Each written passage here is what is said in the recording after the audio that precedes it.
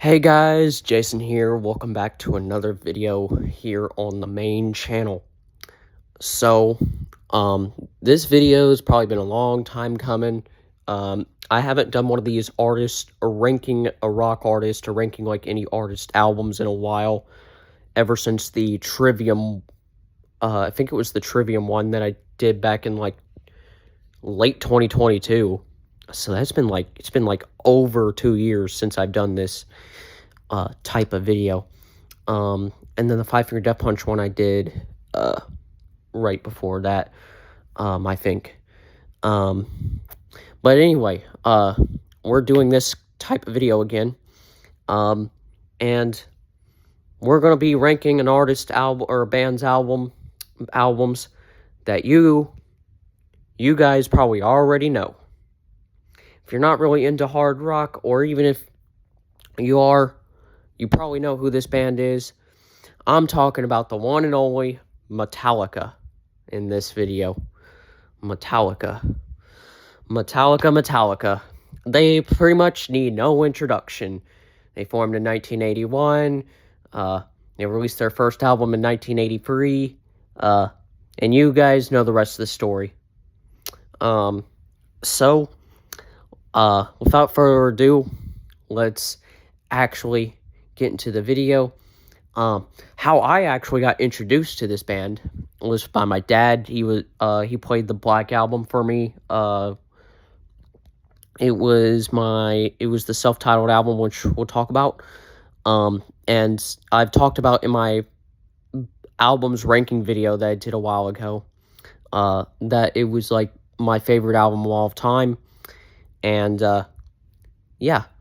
So, let's actually get into the Metallica albums. So, I'm not counting the Garage Day stuff. I'm not counting Lulu. I'm not counting any of that stuff. I'm just counting all 11 of Metallica's studio albums. So we're not going to be talking about Garage Inc., Garage Days, or Lulu, or any of that stuff. Which I don't even want to talk about Lulu anyways. We all know that's a bad album. We all know that it's worse than Saint Anger. But yeah, let's actually get started. So, first up on our list, we have Kill 'Em All, which was released in 1983. It is Metallica's debut album. It's actually pretty good. And the way I forgot to tell you guys that when I rank these albums tier list, I'll be either putting an awesome tier, good tier, mid tier, or bad tier. So, yeah, Kill 'Em All, pretty good album, pretty good for a first album. I actually like a lot of the songs on here. Of course, the intro track, Hit the Lights, is really good, really good. Of course, you have tracks like Jump in the Fire, Whiplash, No Remorse. And it is good for a first album. I will say that. You can clearly hear that James Hetfield's voice sounds different. Like his voice on this album, and probably also on Ride the Lightning a little bit, which we'll talk about, probably sounds more punky. Like even the music like itself, like you can see there's the thrash elements and stuff. But you don't. It's not really as noticeable. There's like more punk. There's more like a punk kind of influence on this album. So yeah. But overall, also the last track is really good, Metal Militia. But overall, like a pretty solid album for a first debut album. So, you know, it has to go in good tier. I would say it's like good tier. I know some people, like, they don't really like this album for whatever reason. And then there's some people that, like, kind of love it, like me. So, I'm going to put it in good tier. Next up, we have Ride the Lightning, released in 1984. Uh, we got a lot of good tracks on here. Escape. Escape is not really a good track, but it's kind of a forget track, and even like forgetful track, and even like the members of Metallica themselves have even said that um, that that track was a filler track.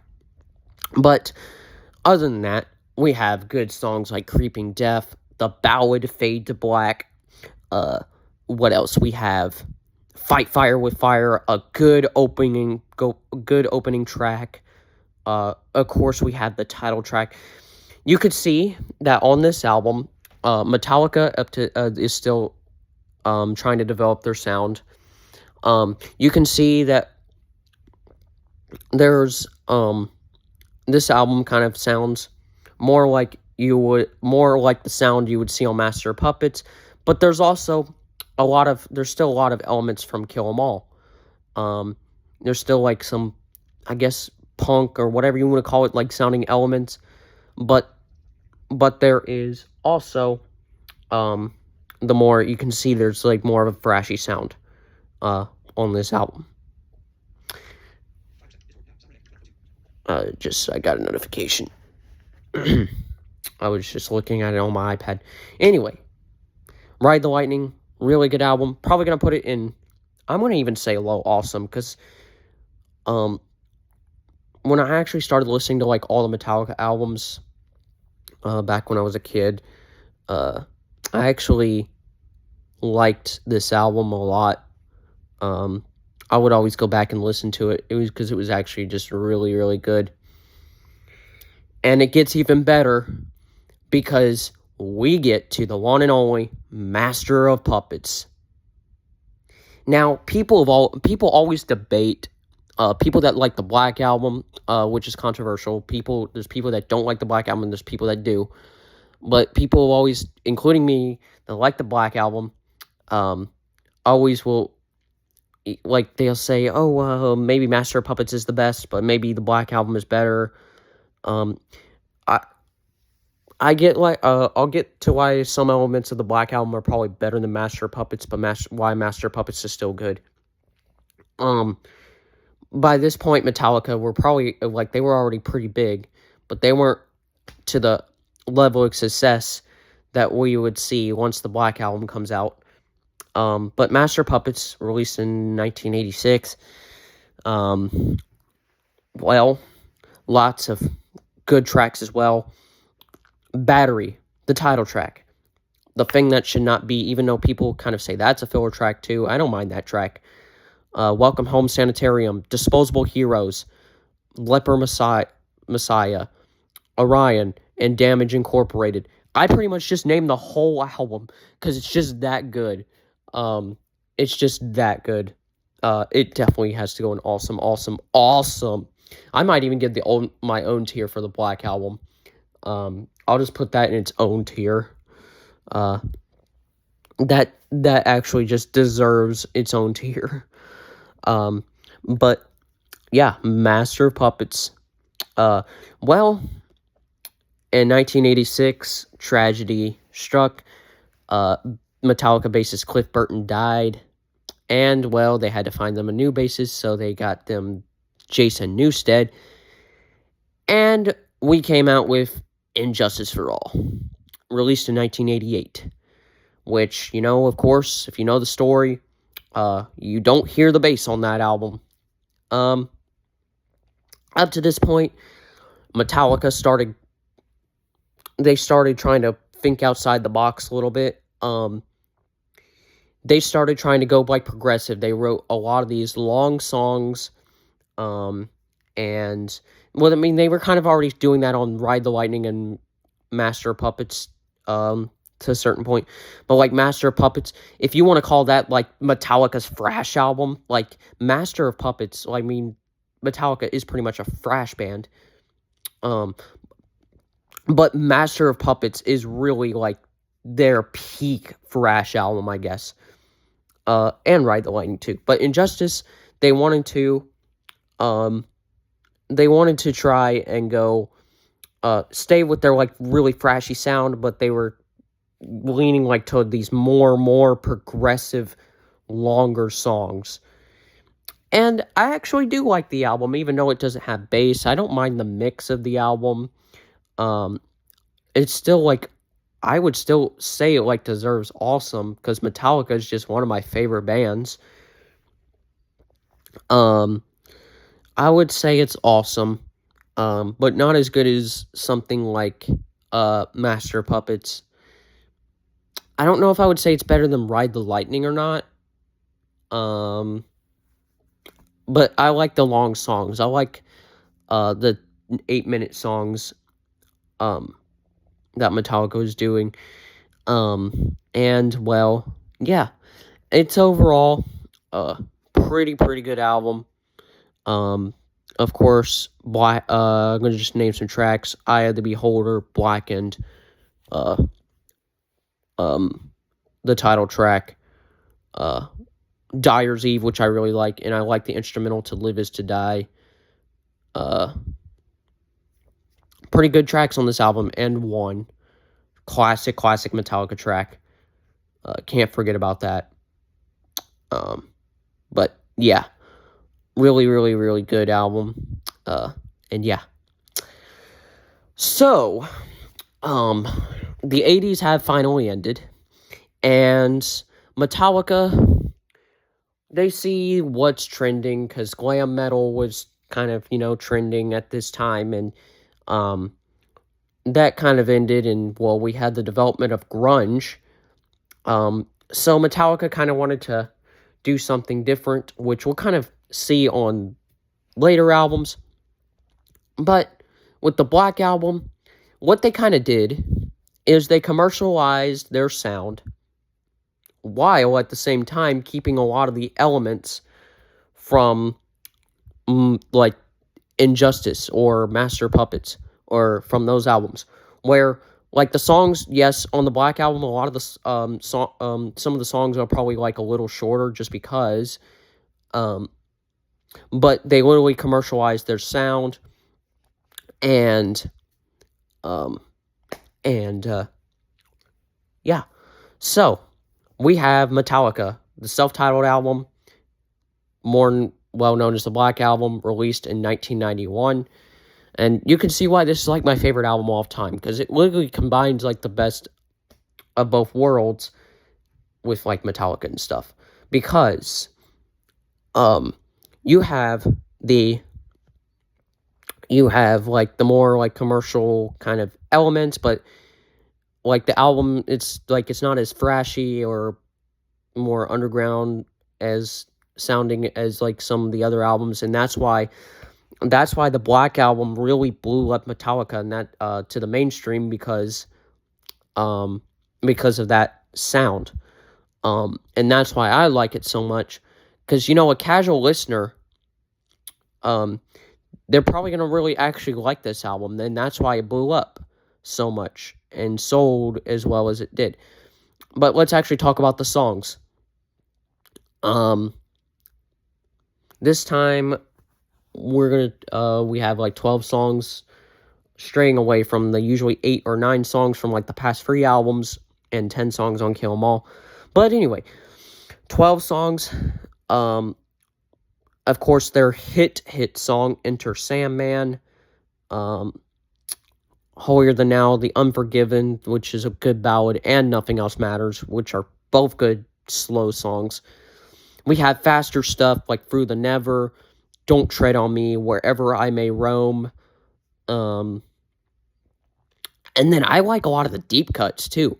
Like the last 4 songs that a lot of people, some people don't know about, if you're only like a casual Metallica fan, like Of Wolf and Man, The God That Failed, My Friend of Misery, and The Struggle Within. Dude, The Struggle Within is like, it's thrashy, like, it has, like, some thrashy elements to it. And that's why it's, like, just that good. As well as, like, Through the Never and those songs I just mentioned. And Sad But True, that's, like, their other hit, too, from this album. but just a damn good album. It's so awesome, and that's why it's getting its own tier. I love the mix. I love the production, produced by Bob Rock. I love the sound of this album. Love it so much. And the vocals, they sound the best, so like James Hetfield has like ever done. That's another thing I like about this album. Um, and yeah. Um, so yeah. Really, really good album. Really, really, really good album. So next we have an album which I kind of don't like. I mean, I like praise Metallica for trying to think outside the box, but with them, didn't really work. Well, it's technically 2 albums, but I'm just going to talk about both albums just to save time in this video, because it was meant to be a double album, at first, and then they made it 2 albums. But anyway, I'm going to talk about Load and Reload, which were released in 1996 and 1997, respectively. And now, I wouldn't say these albums are bad albums, but they're not great albums. Okay, so Metallica, of course, saw the development of all the new sounds like grunge, new metal, and you see like new metal elements when I talk about the next album. And even like a lot of the thrash bands were like Slayer, Megadeth were kind of starting to go that direction as well. Try out new things. But Metallica was really embracing it, especially with their producer that produced the Black Album, Bob Rock. So they kind of embraced that direction where the albums didn't really sound as tight. They had a looser feel. Now, I kind of do like that. I like albums if they have like a little bit of a looser feel, because it just sounds natural. But Metallica already perfected their sound with the Black Album. And, I mean, again, like, praise them for thinking outside the box and them wanting to think outside the box. Because maybe it wouldn't have been, like, a good thing if they decided to make Black Album Part 2, Black Album Part 3, Black Album Part 4, so on and so forth. Which I feel like I would have liked a little better, just in my opinion. Just because I'm just a big fan of the Black Album, even though it's a controversial album. You know, there's hardcore Metallica fans that really like the older Metallica stuff, but none of the new Metallica stuff, even like the Black Album. But I like it, but I don't really like Load and Reload that much. Yeah, it's just me. Like, I mean, I do like the blues kind of direction. They decided to go more country directions and trying to just experiment and think. But Metallica, again, they kind of already built up their sound, and they kind of wanted to change it again. So these are the albums that changed Metallica. Like, there was so many mixed opinions, because you had Metallica like all the metal fans that were really into metal, and they're like, oh, I don't like Metallica anymore. I won't ever listen to Metallica. And then you have like at the same time, these albums, including the Black Album, brought a lot of new Metallica fans that wouldn't have known about Metallica if it wasn't for these albums. So I'll just name a couple songs off of these 2 records. You have Devil's Dance, which is actually kind of a good song. King Nothing, which is a JoJo reference. And then you have, King Nothing is a song reference in JoJo. You have Until It Sleeps, The Unforgiven 2, which I actually kind of like. Fuel, which is a good upbeat track, I guess. And then you got like more deeper cuts, like Where the Wild Things Are, and then you got other stuff like It Ain't My Bitch. Like, I get it. I mean, I don't even know if I like listen to these whole albums, just because I don't know if I just could get through them.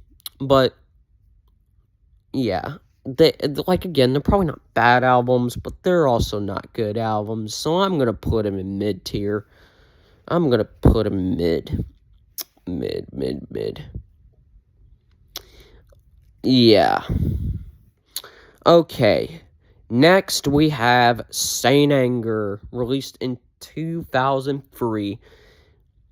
This is the album where Metallica wanted to really experiment even more. You could see even by, like, the production, like, the ring of that snare drum. I hate that, but,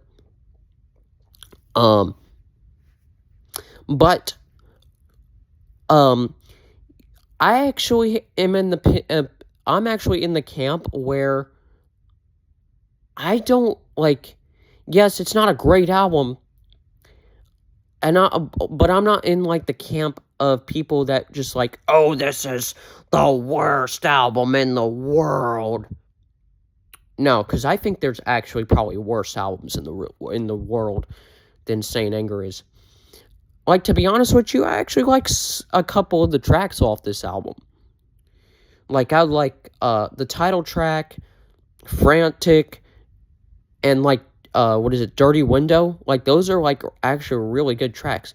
Like, I like that Dirty Window is kind of like this cowboy kind of style, like, feeling track.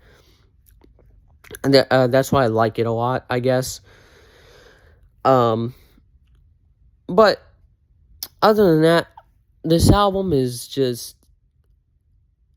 Oh, yeah, and I forgot to mention, Jason Newsted got off of bass, and now we're joined by Rob Trujillo.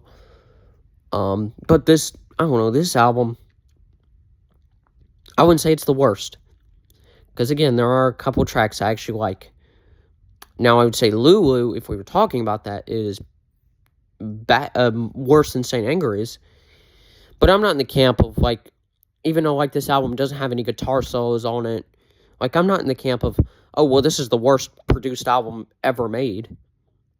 So, again, I'm probably going to put it in low mid, because, again, I do like a couple things off of here, like the title track, like Dirty Window. So, I think this is just going to have to go in, like, low mid. Leaning toward bad, but, like, not bad. So, yeah. Next, I'm going to talk about Death Magnetic, which was released in 2008. And then, of course, like, there's the EP Beyond Magnetic or whatever. This was supposed to be Metallica's album where they kind of went back to their roots, a little bit. And they kind of went back to the roots, but they also combined the elements that they've achieved, like, with Load and Reload in Saint Anger. So they kind of combined all those elements to make, well, this album. Okay, so with this album, I like a couple of the songs, like All Nightmare Long, The Day That Never Comes. What else do I like from this album? I mean, again, it's not really the best Metallica album, like, even though it has, like, some more thrashy sounding songs, it's not really the best Metallica album, in my opinion.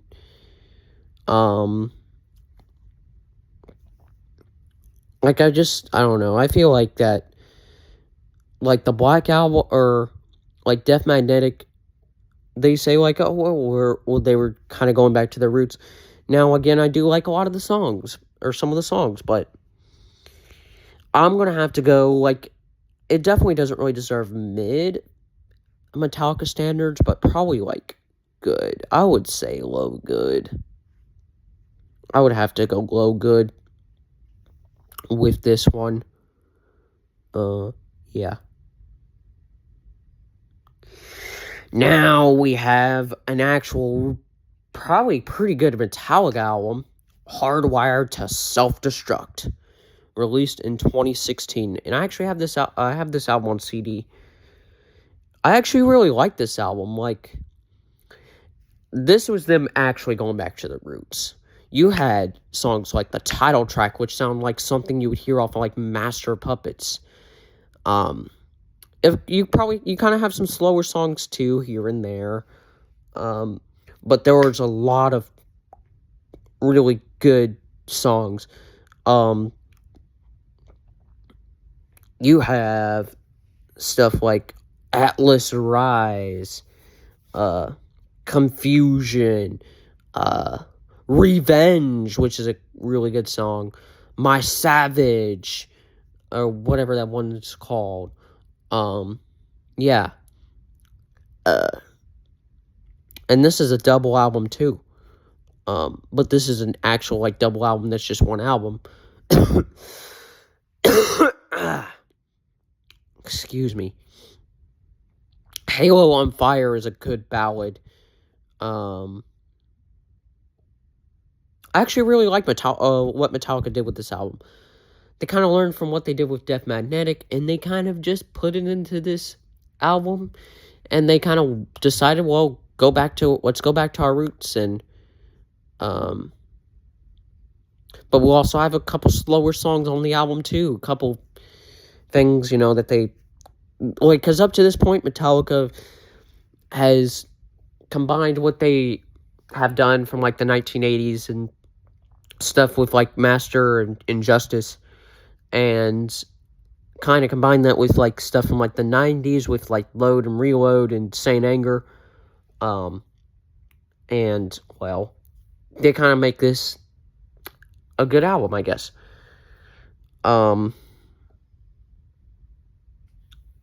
Yeah. So even though this is like a long album, like Reload it was, or Load is, or like Death Magnetic or whatever. Well, I don't remember if Death Magnetic was like a really, really long album, but this is a long album, clocking in at like 80 minutes. Yeah, it's still good. It's a good album. I like it. It's awesome. It has to go in awesome. It has to go in awesome for me. Probably like low awesome, high good. That's what I'm going to do. Low awesome, I guess. Because I really like the thrashiness on this album. Finally, we have 72 Seasons, released 2023. Metallica pretty much tried to do what they did on Hardwired to Self-Destruct, and well, they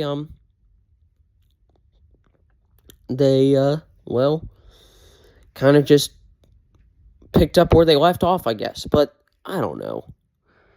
Something about this album just doesn't really feel right with me.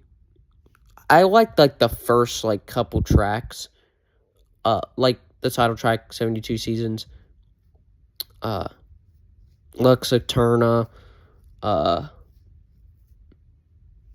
mean, I like those tracks, but there's also like other stuff like You Must Burn, Shadows Follow. I like Shadows Follow. That's a good track. But a lot of the tracks just feel like they're drawn out. Like, I can see where Metallica is going, but it's also just, I don't know. Like, it's just boring to listen to. It kind of feels like another Death Magnetic, but they did Hardwired to Self-Destruct, and then they just did, oh, let's try to do another Death Magnetic. It's like, okay, Metallica, we get the point. Like, we get you want to go back to your roots and kind of be thrashy and add new elements to the albums, but again, like, this album is not a bad album at all. But it's not as good as something like Injustice or Master of Puppets or Ride the Lightning or any of those early albums, just because a lot of the songs are so drawn out, and there's so many different parts, and there's different things, and yeah. So that's why I don't like this album as much. It's probably gonna go in. It's probably gonna go in high mid, low good, just because. Well, yeah, I not really a big fan. Yeah, not really a big fan. Like, I wouldn't say, like, if I had, like, if anyone gave me any Metallica album, it would not be this, like, if anyone, like, said, what's the Metallica album that you have to listen to, that you have, like, if you only had one choice for one Metallica album that you could listen to, which one would be? Like, it would definitely not be this album. Like, it would definitely not be this album. Like, if it had to be the definitive Metallica album that I had to listen to for the rest of my life, it would not be this album. Like, I'm not going to go replay 72 Seasons just because, well, I feel like it. It's not like something where I listen to the Black Album and I want to listen to it like 3 times, and even I have like all the songs on my playlist for like YouTube and all my music and stuff. It's not like that. I'll listen to the songs if they pop up, but I'm not going to like sit and listen to the whole album. But yeah. But still not as bad as something like Load or Reload or Saint Anger. So I got to give him credit to that. And, well, yeah, those are all the Metallica albums ranked. If you like the video, give it a thumbs up, subscribe to the channel, leave a comment, well, I will see you guys in the next one. Bye.